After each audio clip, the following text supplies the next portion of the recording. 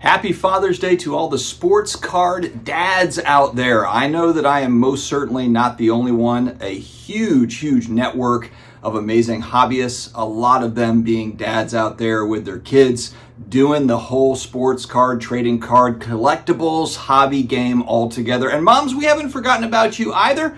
But it's not your day today. It is Father's Day, so we celebrate all of the sports card dads. I'm gonna start the video with some channel updates and some thanks. Obviously, we gotta say thank you to today's video sponsor, DC Sports 87, for busy sports card dads out there.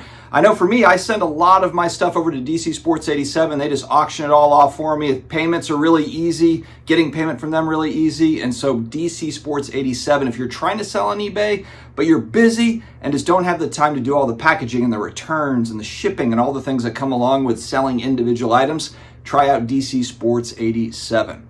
All right, a couple of housekeeping notes quickly here. I just got back from Heroes Con, hanging out with Neo Cards and Comics yesterday. I'll have a video with a clickbaity title, the second channel Collectibles Dad, so make sure if you haven't checked out Collectibles Dad, it's a good time. It's all the stuff that's not sports cards, so it's other types of trading cards and comic books and graded video games and all the stuff.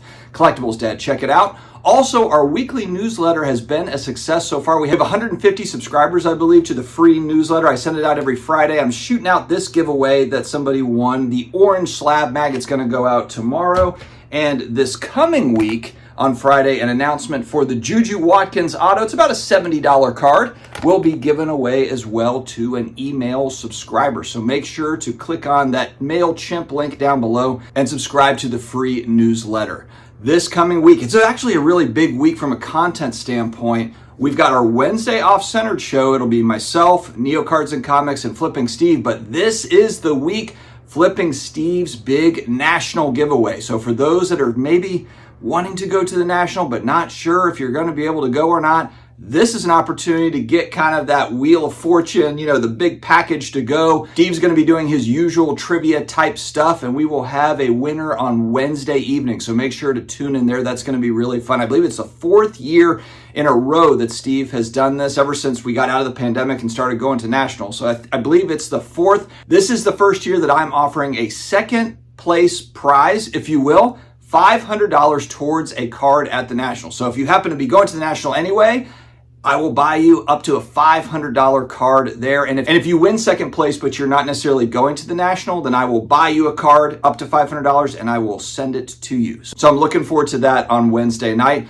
On Sunday, the same gang, me, Steve, Neo, are going to be on Hobby Palooza, which is now being run by the 4 Collectors channel. Shout out to John over there, 3D Kids Card Kids, 3D Cards Kids YouTube channel. He's putting it all together. He's done a great job doing all of it, so that's going to be fun. Hobby Palooza, I've done it. I think this will be my 3rd year doing Hobby Palooza. So yeah, I'm looking forward to doing that as well. Also, Mail Day on Father's Day. This is a card that I've been looking to get for a while and just finding it at the right price point. I found a copy that was ungraded on eBay, and this is a 2017 Vertex Panini product, Capstones. And what's great about these cards is those are all game-used patches. I like the 4 little patches there, and of course, they're not napkin patches. They're nice and on-card auto. So you get the game used with the on-card auto. I also had a Kevin Durant card similar to this one. So whether you're a football, basketball card collector, check and see if your favorite player is in this set, because these cards are wicked. And I feel like they're a little bit under the radar. I don't know if people realize that it's game used and it's on card. So you get kind of that flawless feel. You get that flawless luxury feel, except even, hell, I've got flawless cards where it's a game worn patch or whatever. So you get kind of a luxury feel from that set without the price tag. So definitely check that out. This particular one is 2017. It's Panini Vertex Capstones. All right, I know that while there's a lot of us dads that are going to go hit the pool and the barbecue, we're going to grill out and do all the things with our families on Father's Day. I also do recognize there's people that have lost their dads, and this is not exactly necessarily a fun day for them. So shout out to all the viewers out there that are maybe just remembering the good times with their dad. I want to make sure that you all recognize, because it's not always a happy day for everybody, and that goes for any holiday. Not that Father's Day is really a holiday, but around the holidays, there's a lot of celebration, but for a lot of folks that have lost, it's these times are tough. So shout out to those that may have lost their dad over the years. All right, I wanted to reference in this video a great conversation. One of my hobby friends, Ryan McClanahan, his channel is History Through Cards - Shortcut. I know, I don't know why he has the dash shortcut on the end, but he's up to, I think, like 550 subscribers. He's an absolute almanac, but this guy is a sports card, trading card historian. He really is. And he's got a website too where he writes all these really long, thoughtful articles, incredible stuff. So definitely check out his channel. But he had on there Victor, rookie card specialist, as well as Bobby Burrell. The three of them were talking about just hobby topics and different things. But there's one clip that I want to play here. There's actually a couple of different videos I'm going to make from this conversation because I thought there was some really good stuff here.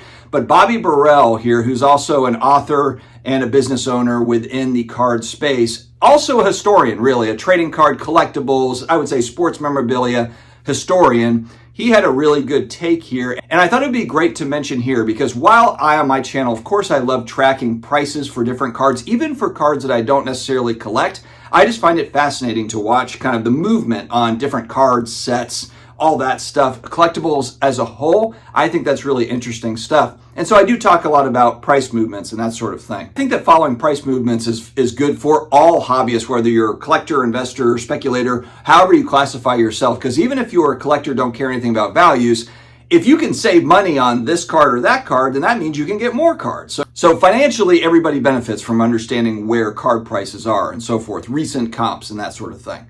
But Bobby really made a great point here where he references this as a hobby. And let's go ahead and, Frank, play that clip. When I point up, Frank, that means you. Can't even get it right on Father's Day. But, hobby is a space where, in your leisure, you collect something without the remuneration back from anything. You don't care. And people disregard the fact that you've owned that card for 10 years. There's value in that. There's big value in that. If you owned a 67 Corvette for 10 years, there's huge value in that. People don't, they just want to see at the end, they want to see a profit. It should go up. But you owned it. You used it. You enjoyed it. You shared it. And then, you have the community that's around you. The shows that we go to, the fun that we have. Remember your first national back, Victor, greatest show ever. Like, it's great, sure. But every show is the greatest show ever because we get to have fun with our friends and do all these things. So Bobby, I think, really nails it here where, yes, of course, for certain cards, especially, there's speculation money. Maybe you or I, we've paid up for certain cards or specific cards in the collection where it's like, these are cards that I've paid pretty good money for, and the hope is I've done the research and I'm hoping that the price moves up over time. But I think the two parts of the sports card hobby, especially for singles buyers, for people that are buying individual items, the two main parts are the chase and the joy of ownership. And I almost think the chase trumps the joy of ownership. You hear about this all the time where people are getting into a grail, and I've done this too, where, man, I really wanted this card for a long time, and then I get that card, and then it's like you've reached your goal. And yes, of course, you enjoy owning that thing, but then it's like, okay, we're on to the next goal. But the chase, man, the chase, especially if there's very rare type stuff that you just don't see sell very much, and there might be high-grade vintage people that can relate to this, or rare vintage sets that are just not as well known, that are very difficult to find. The 90s numbered insert folks will speak to this, like, oh man, there's these certain cards, PMGs and all the other kind of stuff. And the list goes on for these kind of rare things that, man, you're looking for them, you never see them, you've got the eBay saved searches. That's the chase. I check certain things daily, 2 or 3 times a day for certain cards to see if they've popped up on eBay. Even though I've got a saved search, I'm not trusting that by the time that thing pops up and it hits my email, that it's still available. How many times has that happened to you? It's happened to me where at 10 a.m. or whatever, I get the email with all my saved searches, and lo and behold, there's one of those things that never seems to pop up. I click on it, this item is no longer available. Somebody else obviously looking for that same thing, and the second it hits eBay, they're all over it.